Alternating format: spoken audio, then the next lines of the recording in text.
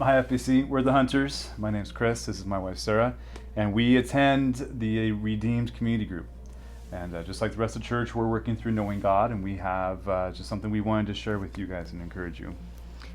So far, my favorite chapter has been chapter 8 on the majesty of God. And he starts out the chapter talking about majesty as it relates to a queen.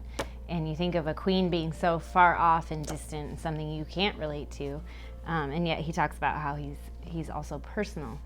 And I'm going to quote the book here. Like us, he is personal, but unlike us, he is great. In all its constant stress on the reality of God's personal concern for his people, and on the gentleness, tenderness, sympathy, patience, and yearning compassion that he shows toward them, the Bible never lets us lose sight of his majesty and his unlimited dominion over all his creatures.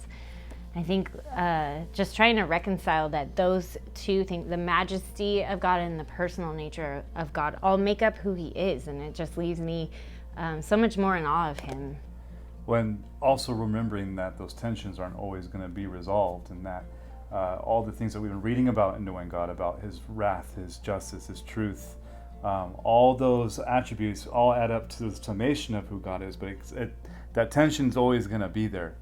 And through our small group time, we've had opportunities to talk about how to maybe resolve that tension. And we just have all gotten to the point where being in his word and trusting in what he said is true is what's going to build more faith and get after the way to maybe try to resolve those tensions.